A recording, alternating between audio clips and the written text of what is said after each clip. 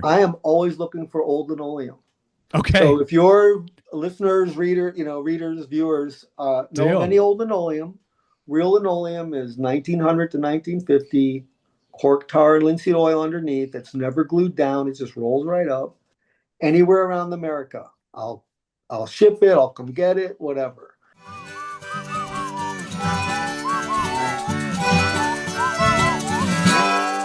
And we are back. What's this? Back-to-back weeks, back-to-back episodes of the Folk Artwork and Friends podcast. Thank you, everybody, for joining me here today. I've had a busy start to summer. I've enjoyed it thoroughly and very excited for the episodes that are going to be coming out in the next couple of weeks. The episode that came out last week, I was joined by the American Folk Art Museum's Valerie Rousseau to talk about many things, including her grandfathers, their art collection, the greatest front door in the history of front doors, as well as the self-made exhibit taking place currently at the American Folk Art Museum in New York City, which is on display now until September 13, a century of inventing artists. And speaking of self-made, a century of inventing artists, today I am pleased to be joined by one of those artists whose work is currently on display as part of the self-made exhibit. It is a piece in the collection of the American Folk Art Museum. I am joined by the one and only Bill Miller. I had a really, really fun conversation with Bill, who's embarrassingly, I was not aware of his work until earlier this year at the Outsider Art Fair in New York City, which, again, if you've never been, please go. Everybody needs to go. It's just the greatest event in the history of events. So inspiring, so incredible, so brilliant, overwhelming in the best possible ways. So great. His work was on display in New York at the Outsider Art Fair, and he has been doing some incredible things with linoleum for the past 30 years or so. We get into all of that. We talk about how he got his start in making these works with industrial materials. We talked about his upcoming shows, some of the past shows. We got into his love for music. We talked about Frank Zappa, which I was absolutely thrilled and delighted to learn about his work that he did with the Zappa family. And we just then kind of dined out and talked a little bit about music, the music he likes to play in his studio when he's making art, the music I like to play for my children that is possibly questionable, but you know what? They'll be cool one day, maybe. I don't know. Or at least I'll have a good taste in music. And then, of course, we talked about a couple of the shows that he will be going to and that I've been to, and just had a really great, fun conversation with Bill. So please do enjoy that now.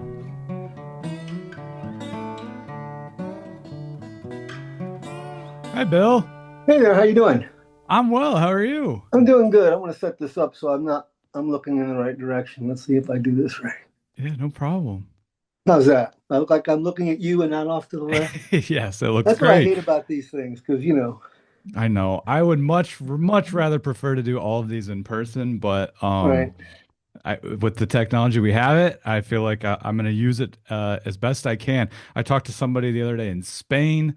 I've talked to somebody in London and Canada. So it's been fun because, again, I would much rather get in the car or get on a plane and travel to see everybody. But right. I've got 2 young children and I'm a teacher. So I don't really have a ton of money to be going everywhere to meet everybody. Right. Well, the thing for me, though, like I said, I always find myself looking at me or looking, Sure. So I like to try to figure that out because I don't do a lot of Zoom meetings myself.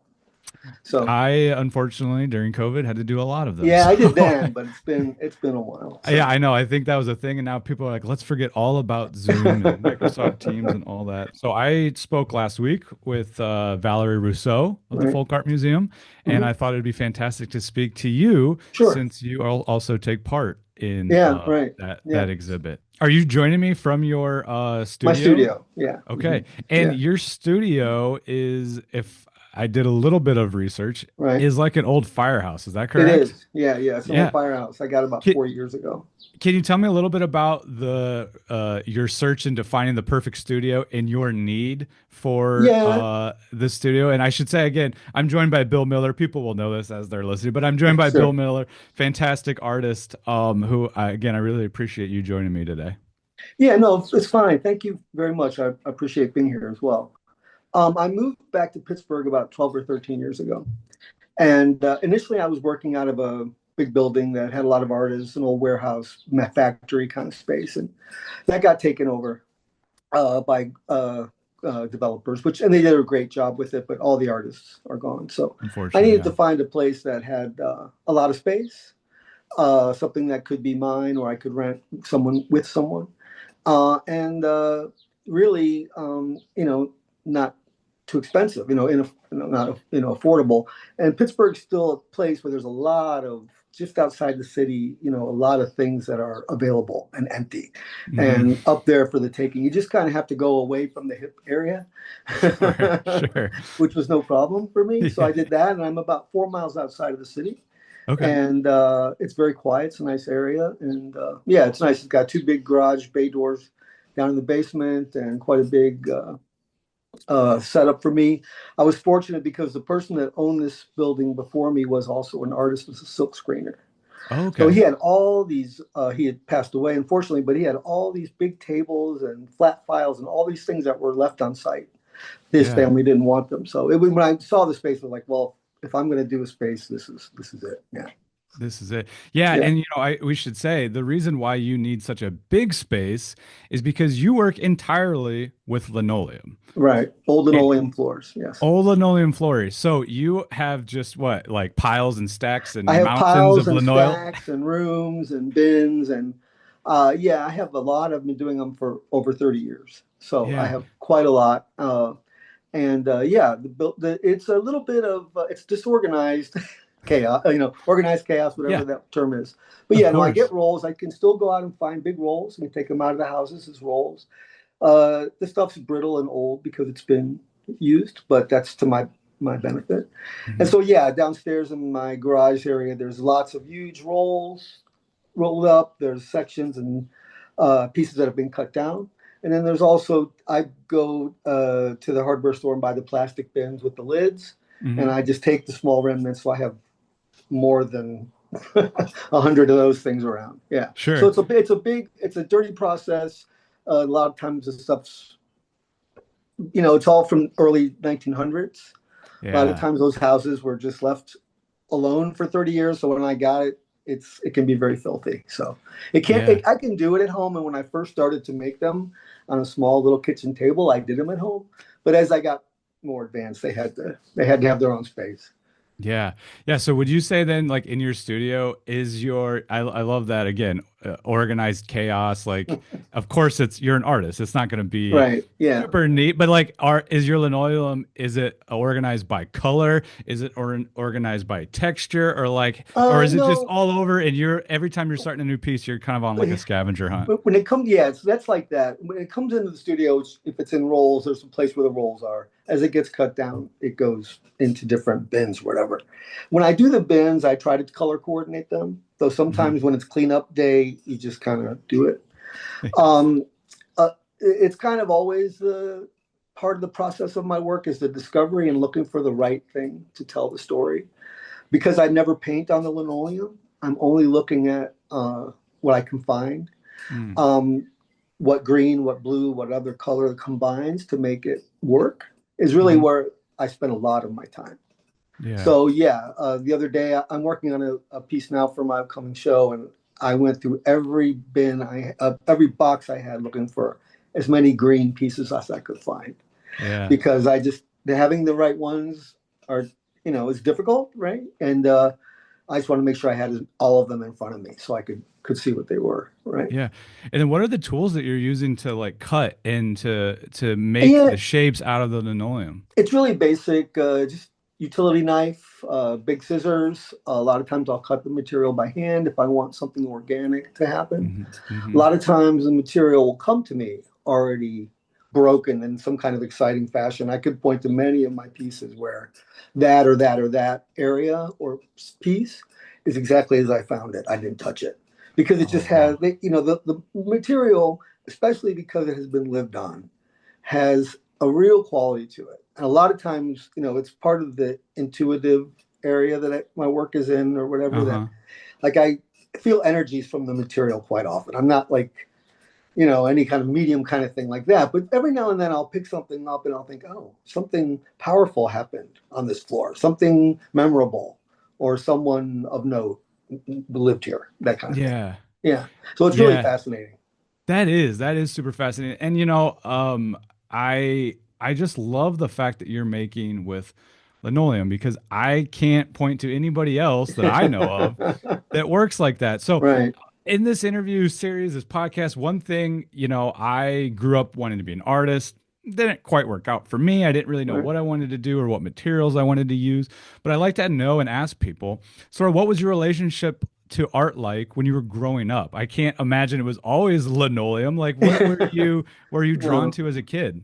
Well, I was always an artist as a kid. Yeah. I kind of had just, I guess, an ability to draw. So when I was a kid in the classrooms, I could sit and draw things, and people go, "Oh, how'd you do that?" It kind of came naturally to me.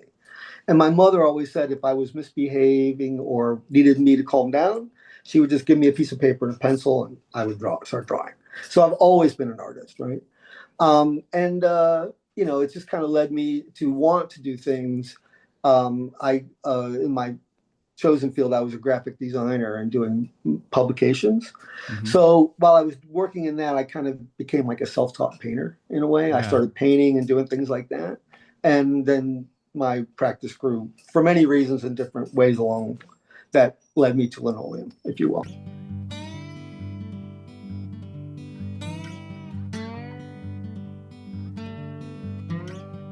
And now, again, I was doing a little reading. Is that sort of then the start of? I was reading that you're a founding member of the Pittsburgh's Industrial Arts Co-op, which That's is right. sort of a whole group of folks working with industrialization, these materials that you found on site, these found materials. Is that Right. then Right. after that? Is that what led to that? Yeah, that's exactly right. What In the 90s, I was working with a group of artists here in Pittsburgh.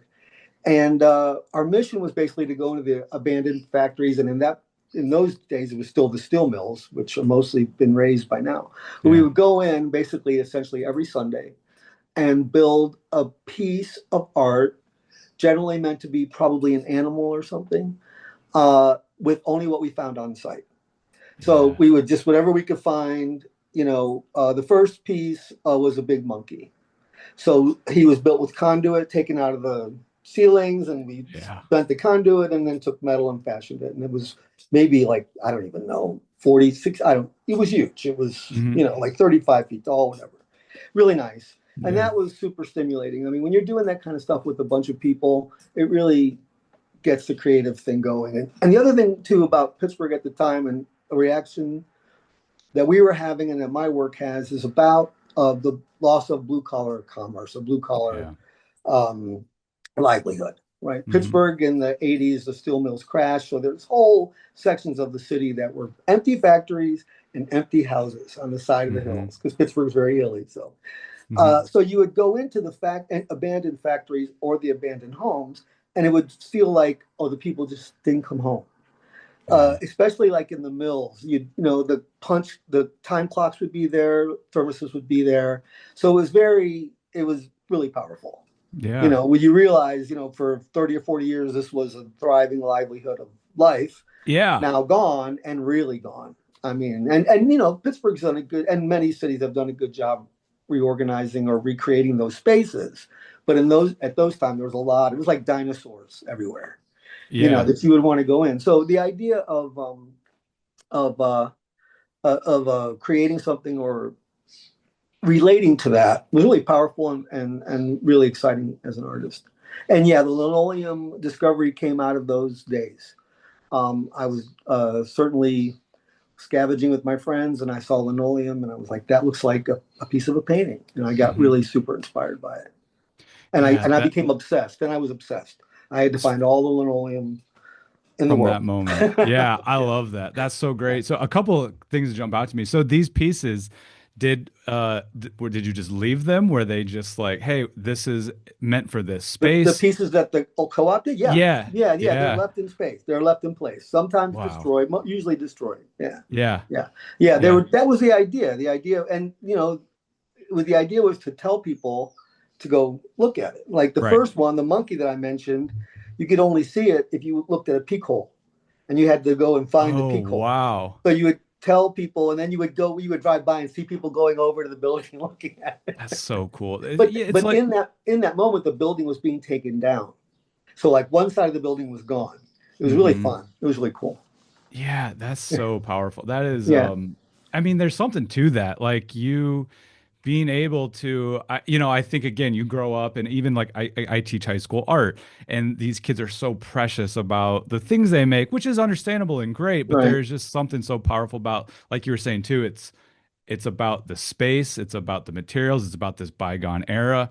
And to leave that, it's like early graffiti, right? yeah, Like putting yeah, them on right. trains or That's right, and not meant to last forever, but in right, that fleeting moment, and then the people that can enjoy it is right. And incredibly powerful. and sometimes calling attention to something, that Yeah, people either not thinking about or they pass every day and don't pay attention to. Right. totally. Yeah. So then was it from that moment where, you were like, I don't need to go out and buy materials anymore. I am just scavenging for materials. Not exactly like that, but certainly like the thing about it, like I was a painter, like I like to do paintings and Yeah. acrylic and oil paintings, and I showed them in group shows and did things like that. But initially, my idea for the linoleum was, like I said, to me, it looked like pieces of paintings. Hmm. It took me about a year to get enough different patterns that I felt like I had a palette. And I literally had them in the trunk of my car for like, I would just throw Yeah. them in there, whatever. And finally, I took the leap of making just like one single branch tree, like almost like a Japanese motif.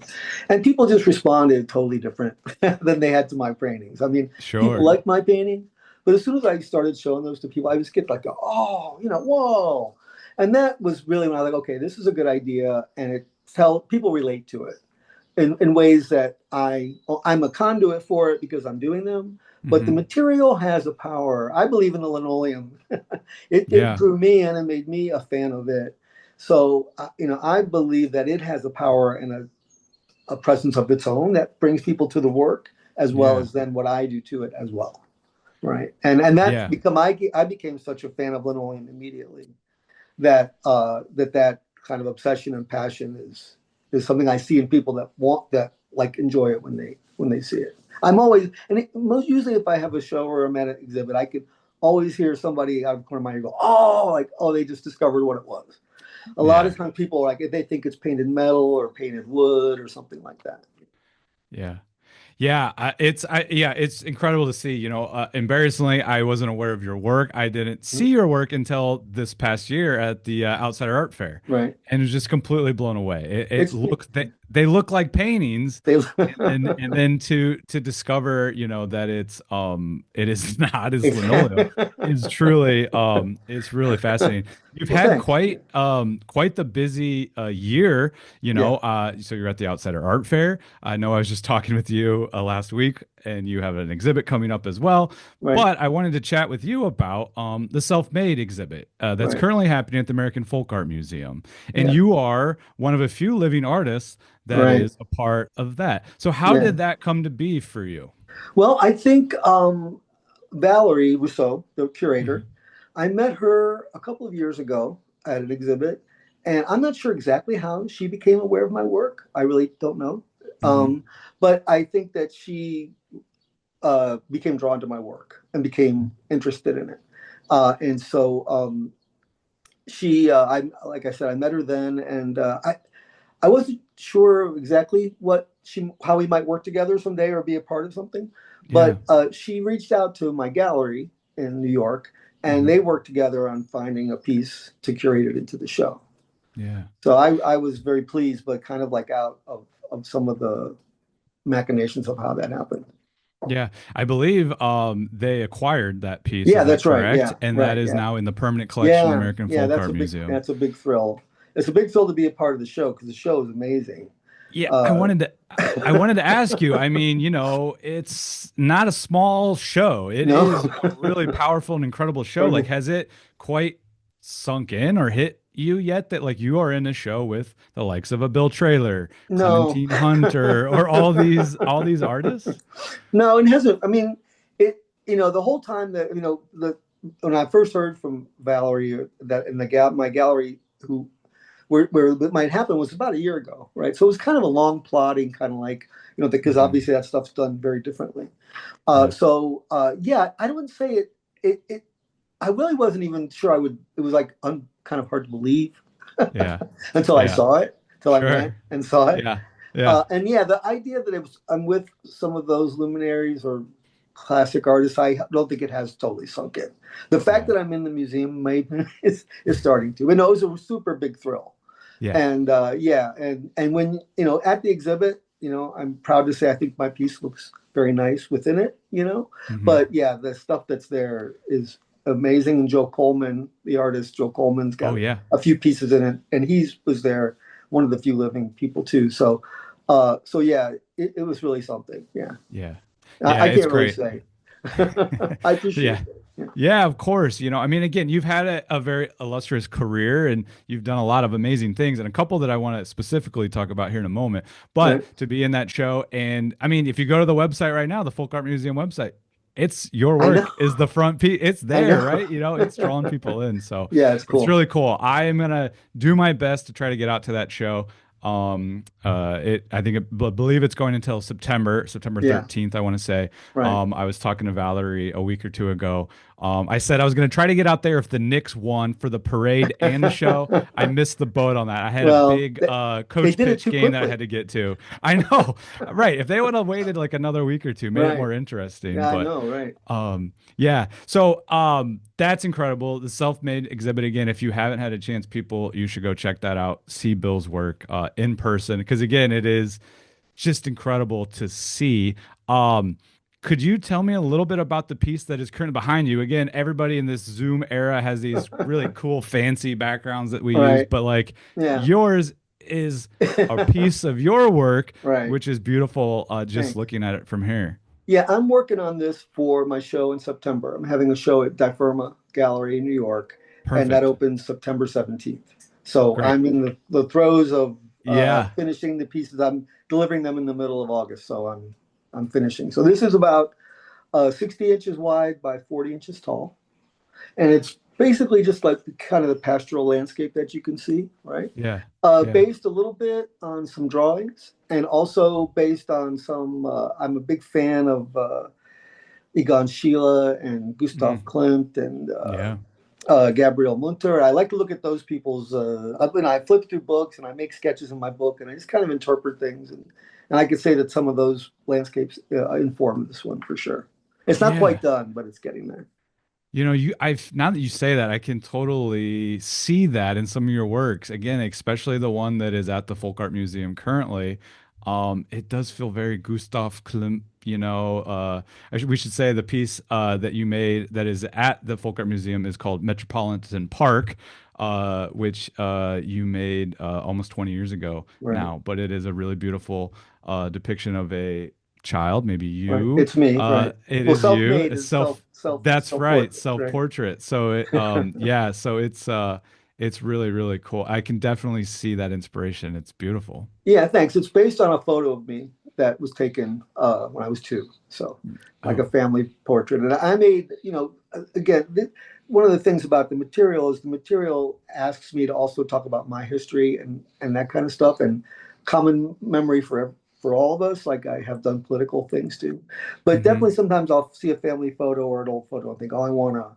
A lot of times I'll see things like, oh, I can do that linoleum. I can see how that could happen, and that yeah. could be exciting for me. Yeah.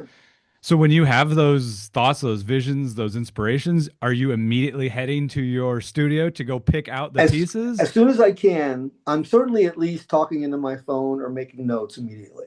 Yeah. There's quite a few times that I'll be thinking of something and think, okay, that's how I've got to do that in terms of what color combinations or things like that.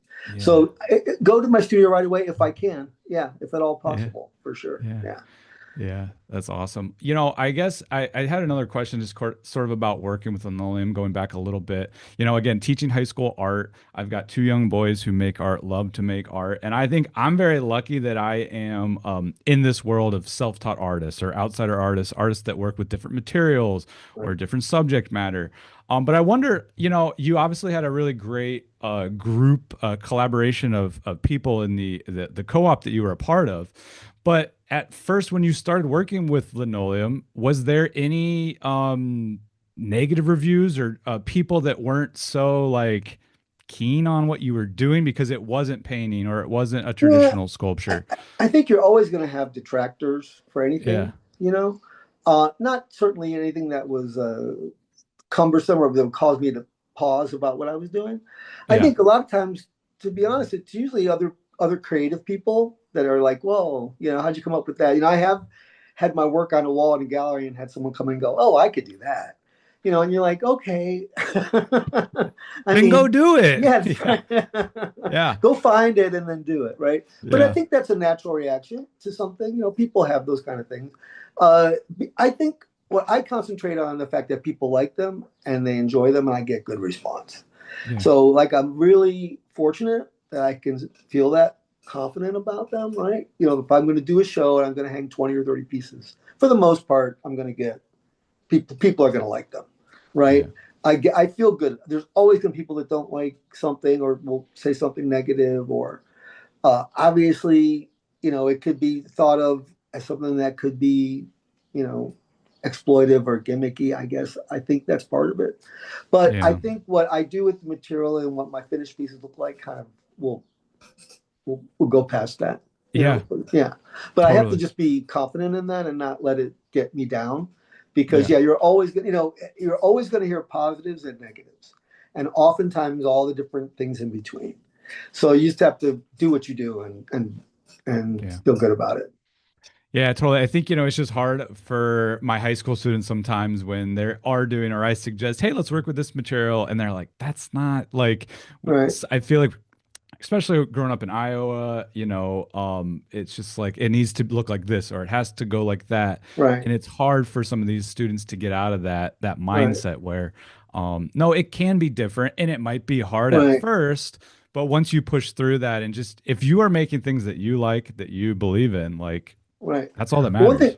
one thing that I can add to that is, as a painter, I had a lot of frustration trying to make a painting as good as I wanted, because Sure. it's very difficult to do. Yeah. Finding the right colors, finding the right things. And when I started to work with the linoleum, it liberated me from all that, because I can't change the red. I can't change it. It's just going to be Yeah. whatever. And so it actually opened my mind to the fact that, hey, this is accept it and make it and finish its art. Don't get caught up on, I mean, certainly my practice, the constraints are, I don't have this blue anymore. I don't have Sure. this green anymore. And there's many pieces I've made subsequently that, if I would have still had more of that, but I don't. So I Yeah. have to improvise. But I do think, as a young person or a young artist, you just have to push through. You have to just make something. And that's one thing that's great about the community of self-taught folk art, Hmm. outsider art, is it kind of accepts art creation, and with the intent that the artist brings to it, that there's value to that. Yeah. So it gives a place for you to have those feelings like, hey, it might not be a perfectly painted, thing, but it's a piece of art. Yeah. Yeah. Yeah. I know. And that's what, back to the Outsider Art Fair, which you were at earlier this year, your work. Were you there? I guess, I was there. unfortunately. Yeah. Okay. Yeah. I was in my booth. I didn't get a chance to see and meet everybody. I would have loved Right. to, would love to chat. But I just think any artist just should go, or anybody in general should go, because it's such an Right. inspiring place, which is so much different, beautiful artwork that Right. it is Yeah. fantastic. The unexpected discovery is what you get. That's what people get with when they discover my work. It's unexpected. They would Hmm. never have imagined it. And that's what I think you find a lot there. Yeah. just by virtue of what it's made, how it's made, who made it, all those kinds of things. It's like, oh, that's what I love about that that genre or being there. It's like, oh, it happens every time you turn the corner. Yeah. Oh yeah. And you Yeah. have to turn the corner at least 100 times because there's so much to see. Speaking of unexpected, here's a nice little segue. Okay. I was doing a little reading about you, and one thing that I didn't totally expect, but I was excited to read about, is that you've made, your this is Howard Finster-esque, making cover art for artists, for musicians. You've made two covers for Frank Zappa. Right. How Well, did Frank that come Zappa's to posthumously. posthumously? Yeah. Yes, Right. Yeah. correct. Sorry. Right. How did that come to be? Well, that's a pretty fun story. I was having a show in Los Angeles in 2008. So this goes back a little ways. And I am a music and rock and roll music and music in general is a big influence on my work, like totally, whether it be Okay. song titles, listening to music, always. Yeah. And Frank Zappa also, I would date myself, but when I was in high school, Frank Zappa was one of the big Yeah. artists of the day, right? Yeah. So I Yeah. saw Yeah. him in concert and whatever, but he's a really important Mother of artist. inventions, right? Exactly, right. Come He was a really on. important artist to me, right? Yeah. Yeah, of At the time. course. And then around 2007, I think his son started to tour his music again. So it kind of got back in the on the Hmm. radio and things. So I started to get into it again. And after a few months of listening to it, I started to do a portrait of Zappa. And then I realized I'm Oh, having a show in Los Angeles. That's where he's from, or yeah. where he's known for being from. Right. So I want to do a portrait for the show. And literally, a friend of mine, I was showing this friend my show, online before I went out to LA, and she said, "Oh, Frank Zappa, my friend is their lawyer." you know, so it was Wow. really a coincidence Yeah. that Gail Zappa, who was his widow and still alive at the time, saw my piece and contacted the gallery. And so she contacted the gallery to buy the piece, and then she called the opening, and I spoke to her. And then after a few minutes of conversation, she realized how big of a fan I was because it was the kind of thing where you like, what's your favorite album? The kind of conversations you almost play in your head if you were ever. Yeah. Yeah. And so I was talking to her, and she said, "Oh, you've got to come to the house. You've got to come to the house." So then the next day, a friend of mine and I went to the Zappa house, where Wow. it was still like the house is gone now. She's passed away, but it was still his studio, where he lived. His studio was still intact. His office was still intact. Wow. So it was a big thrill, and Yeah. so it was great. We got to meet and be friendly. And she said, "Let's stay in touch," and I did just that. The first one that I did was the congressional testimony, like he had Right. done it, and so like I specifically asked about that, and I did the piece. And then about 6 months later, the CD came out. Yeah, That's really great. And yeah, no, so, and it you, was great.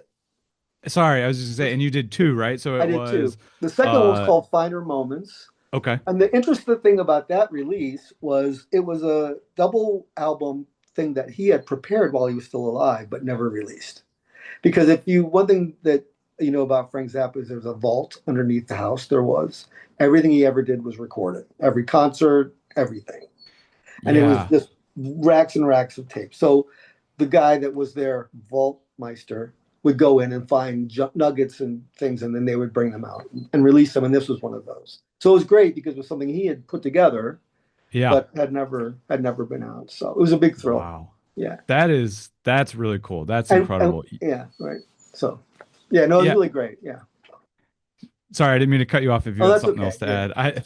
I'm just turning into like a fanboy. I don't, I'm a huge fan of Frank Zappa. The documentary that came out about him a couple of years ago, I don't know if you Right. saw that, but Yeah, yeah, just yeah. talk about again, Sure. incredible artists like his. I mean, almost to the point of maybe too intense, but like just Right. the rehearsals that the Mother's Invention that they would do before Right. shows. It's Well, something. when I talked to Gail, when I met her, one of the things I said was if there's a movie that he made called Baby Snakes, which Okay. is a concert film combined with so stop animation by Yeah. Bruce Bickford. And if you look this up, Bruce Bickford and that stop animation is a big influence on me as a kid. I mean, it was real. It's really amazing work, and they did some beautiful stuff. And I told Gail, like, what I learned from watching that movie was how Frank worked all the time. And that's one Hmm. thing I'll say as an artist is you have to do it as much as possible. Hmm. When I do, my work takes so many months and so long. But that's one thing that I learned from that watching that is like you're always working. Yeah. You've always, always, always got to work. So it's not going to come from late. Zappa, uh, Salvador Dali's quote is, "No masterpiece was made by a lazy artist." Yeah. So, Yeah. that is true. Yeah, 100%. Yeah. That's really great. Yeah, I've been trying to show my children. I used to play them a couple of songs from a Mother's Invention album, Freak Out, All maybe right. before they learned a few what those words actually meant and could say. So, now who that are the brain police? yeah. Now that they're a little bit older, I forget the one song. It was probably not appropriate, but um uh but now that they can repeat those words and shouldn't repeat them, we've stopped playing that a little No, but it's bit. great that you know the album Freak Out. Yeah, I should have gotten my I Frank know. Yeah. Zappa Right. studio his Yeah. label. I Yeah, had a sure. shirt for a while, Frank Right. Zappa. Yeah. But anyways, I digress. But the stop motion, I've also been trying to show my children as much stop motion as possible. Right. And my son has done a little bit here and there. I just think it's just so fun. I did one in photography class this year for my students. Right. It's such an incredible, powerful. I just don't know what better way to describe it, but it's such a creative outlet just to be as free and as Yeah. expressive as you can be. So there's something to that stop Yeah, I motion. tried to do one with my stuff once a few years ago, and it would be great to do. It's just too time consuming, and it's not the objective of what I'm doing, but it's Yeah, pretty that great, pretty fun. that is the only hard part, especially with high school students. This takes forever, man. Yeah, right. Yeah. Well, listen to Bill Miller. Hard work, good art takes hard work. Right, Okay. So, right. well, I want to respect your time, and again, I know you got a lot to get to for your latest Sure. exhibit. But Right. so, speaking of music, then, what would be an album that you're playing later today if you were to go to work, or what's been in the studio? What have you been playing lately? Well, it's funny that you mentioned Freak Out because the other night I was in my studio and I listened to Freak Out, the first three Zap albums all in a row. So I listened to all of Freak Out just the other Yeah, night. I So love it. right now I do a lot of like playlists and things like that. Okay. I've been listening to uh this band called the Television Personalities from England from like the 80s, I think. They're like Oh, punk, okay. like kind of early what they kind of maybe inspired Bell and Sebastian, if you know Bell and Sebastian. I don't. Okay. I'm trying to become like a music guy. It wasn't really my thing Right. growing Well, up, you know. Freak Out, so I know you're Freak doing Out. well. I do know But that. Yeah. yeah, no, I listen to a lot of Brian Eno in the studio because Yeah. Eno is hypnotic, and Hmm. so I listen to a lot of that, and I make playlists. That's probably my big downfall. But Yeah. Well, I think I mean, that's the way to go. I try to, listen to like a full album here and there. Sometimes you can really get a good one. But right, that Eno album, I believe it's called Outsider or something that Eno did right. with David Bowie, Oh yeah, after right, they went to and I'm blanking, Gallery Guggen in Austria to visit right, the outsider art artists right, there. right, right. So that's a really cool one. I actually reached out to Eno once on Instagram and be like, "Hey man, you want to come on Okay. my podcast?" I never heard from him, but Well, I try again. I might try again. You're right. I might try again. Yeah, Um, but yeah, I listen to music pretty much nonstop in the studio. Yeah, for sure. I listen to like I don't know. I listen to a lot of '70s stuff because that's the era. But I mean, that's the best stuff though. I mean, I've been playing that for my kids, 70s, 80s. Yeah, it's I listened to the Beatles' White Album from beginning to end the other night. Just put nice. on and just listen to the whole thing. Can't go It's to wrong, me that's a piece of art. It's like a piece of cinema or literature almost. Like totally. a lot of times people would say maybe my generation didn't read as much, but we listened a lot. Like a lot of times I would say novels for me are albums. Totally. A Yeah, 100%. I mean, yeah, yeah, again, a Frank Zappa album is a it piece of like Russian exactly. literature. Yeah. I It, mean, it especially those doesn't, first three, because he was really trying to say so much about society, and it was the late '60s. So he yeah, really kind of almost like was on a mission to say some things, I think. Yeah. yeah, yeah. Well, so then, did you get to go to a lot of concerts? Yeah, Is there one or two that you can remember that, I've been to too many. Yeah. I'm a real fan of Patti Smith. Yeah. So I've Of seen Patti course. Smith a lot of time, many Oh, times. fantastic. I'm a big fan of Guided by Voices, the Okay. band. I've seen them a bunch. I'm a big fan of Wilco. Yeah. You know Wilco? Yeah. Yeah. I'm going to go up to their music festival this weekend up in North Adams. It's my only time off between now and my show. So Fantastic. I'm going to take the weekend to do that. So yeah, I Well, still go and to shows quite a bit. I was lucky, and I'm old enough to have seen Paul McCartney and Wings I back in the day. yeah, you know what? I was lucky enough to take my dad to go see Paul McCartney about a year ago, well, 9 months ago or so now, here in Des Moines. And it was a dream. It was It was a great. fantastic. I saw it also here, and it was a good show. I mean, I don't know how that guy does it. He's like 84 years old and he's playing right? like a 3 hour concert. Yeah, no, I'm going to go see It's Bob Dylan in a couple weeks, and he's 85. So amazing. Amazing. Well, and then too, I think you're probably about my dad's age, but he always tells me about the ticket prices back when he was going to right, concerts, yeah, seven and how dollars, $6. the one that he will never forget, he always kicks himself about. I believe he was going to see, like I'm blanking on some of their names, the Doobie Brothers and a couple of these for like he would pay like $5. Right, And then I think at the concert venue that he would always go to, the Stones were coming and they raised it to like $15. And him and his buddies were like, no way, I'm not paying $15 to go see right, the Stones. And he right, was like completely kicking himself now and regretting right. that That's pretty funny. decision. Yeah, I no, wish for I sure. could have paid $15 to go see Paul McCartney a couple weeks ago, Yeah, but no, that was a little bit more. Yeah, yeah, just a yeah. little. Yeah, I went to go see him, and now he won't stop texting me. He just Yeah, nonstop. He's I like, get text from him the other day too. Happy birthday, Paul. yeah, he's like, happy birthday to me. I'm like, can't somebody wish Paul McCartney a birthday, happy He's got a birthday? Like, good why? PR team. He He really sure does. does.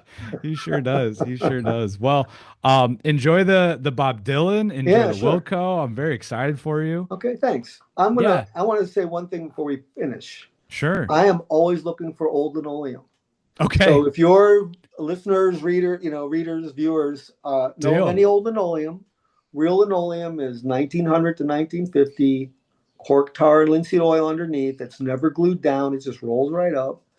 Anywhere around America, I'll ship it. I'll come get it. Whatever. I'm going to pick. In fact, one of the reasons I'm going to Massachusetts this weekend is to get a roll that Amazing. I've already gotten. But yeah, so please, linoleum, billmillerart.com. Please help me find it. I need Let's it. get Bill Miller your linoleum. All Yes, the let's do linoleum it. And that then you you'll can see find. it in an art That's piece at a exactly right. museum or the Outsider Art Fair in a couple of years. I So just went to the Catskills a couple months ago and got some. I saw somebody posting that they were renovating their house, and I contacted them and went and got their linoleum. that's So so great. I'm on the search for it for sure. Okay, so that's fantastic. I will I might need to buy an old house just to I know, but and then drive it out to come see you to your studio. anywhere you are though, like here I'm in Western Pennsylvania, between here and Middle Ohio, there's tons of towns where there's those still houses where this material can be found. Yeah. Yeah. And if Bill Miller shows up at your door and knocking on your front door looking for you, He Linoleum, don't be just wants the alarmed. floors. He Yeah. just he just wants the floor. So fantastic. Bill, thank you again so much for joining me. People should go again to the American Folk Art Museum, check out the self-made Right. Yeah. exhibit. Right. And then in September, you've got Yeah. an exhibit at Difirma. Difirma. Yeah. So September 17th is the opening. go check that out. And then Great. again, if you've got old linoleum, get it to Bill Miller. Bill Great. Miller Art. We'll put a link in the description so everybody can Sure. get that for you. All right. Thanks. That wasn't too much of a plug, but I figured. I love it. I love it. I had an artist, one of my good buddies, Montrell Beverly, who's a pipe cleaner artist. Right. I was like, hey, Absolutely. I don't know Yeah. how much power I have with this thing, but if I Yeah. can help artists get Anything at all. materials, let's do it. Yeah. I think Great. that'd be using my powers for good. So, Great. Thanks a lot, Adam. of course. Thank All you, right. Bill. Thank you. Appreciate it.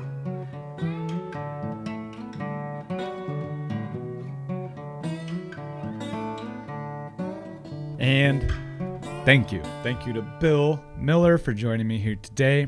Thank you to everybody for listening, for liking, subscribing, leaving reviews. I do appreciate it. I have a lot more fun and great conversations coming in the next few weeks. It is Art Environment Summer, so stay tuned for that. I've got some great conversations with people in the art environment space. Remember, if you are traveling anywhere, go check out an art environment. But again, I want to thank Bill Miller for joining me. He had a show that he's working on currently, and that he had some things that he had to get done. So just being flexible, I appreciate that from him. So thank you to Bill again. Go see the Self-Made exhibit in New York City, opening September 17th at Die Firma. You've got another chance to see Bill Miller's work. And please, as you heard him, he's not kidding. We talked about it again after the episode. We got done recording.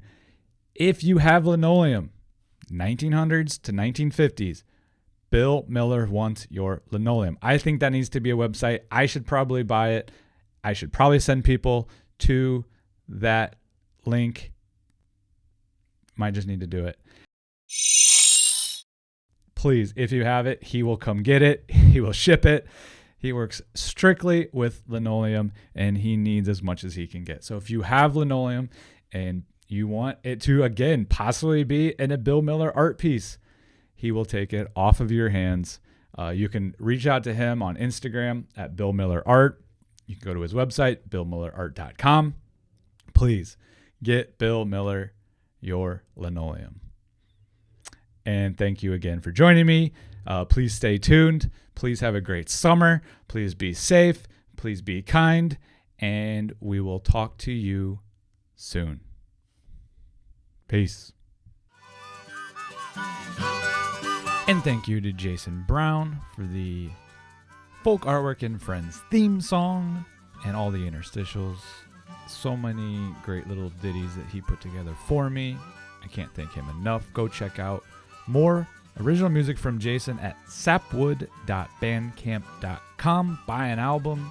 Support folk musicians like Jason. Thank you again, friend. Can't thank you enough. You are the best.